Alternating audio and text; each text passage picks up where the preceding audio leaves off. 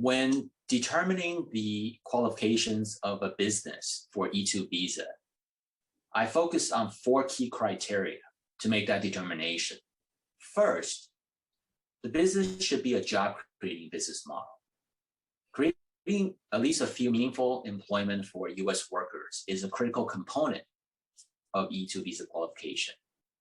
And if the business is a startup and maybe it hasn't hired anybody or only has initial 1 or 2 employees, then it becomes especially important to demonstrate that the nature of the business model requires hiring American workers in order to operate, that the owner, the E2 applicant, him or herself, cannot operate a business alone, thereby making it more believable to the immigration official that the intention to hire people in the next 5 years is credible, is believable. So that's factor number 1. Factor number 2 is the income generating capability of the business. It should be a business that the applicant has a proven track record, experience, qualification, so that the immigration officer can believe the business has high probability success based on the E2 applicant's proven relevant business qualification, thereby believing in the financial projection, the financial goals, and the business plan.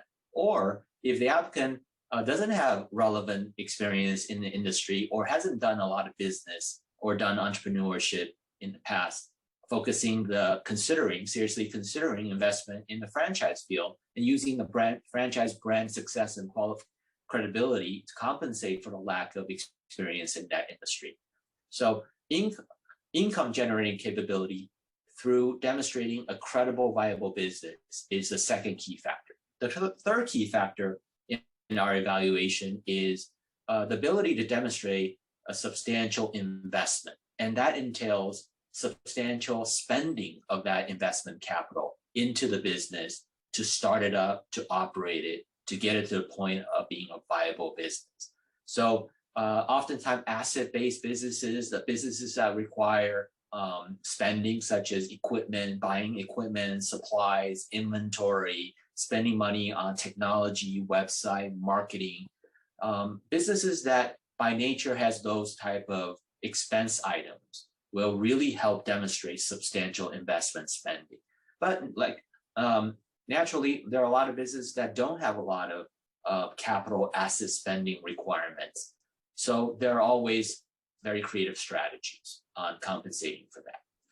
Using our years of experience, we give our clients creative solutions, creative strategies on how to demonstrate that substantial investment spending and avoiding or minimizing wasteful spending.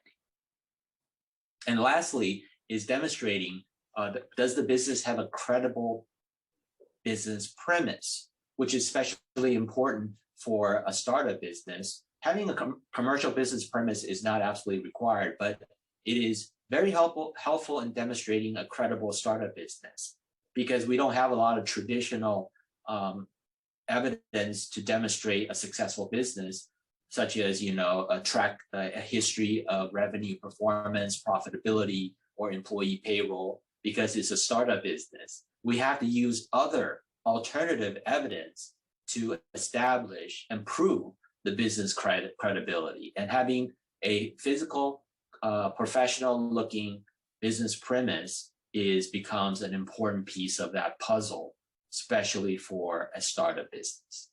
And that's a summary of the 4 key factors in evaluating a qualifying business model for the E2 visa.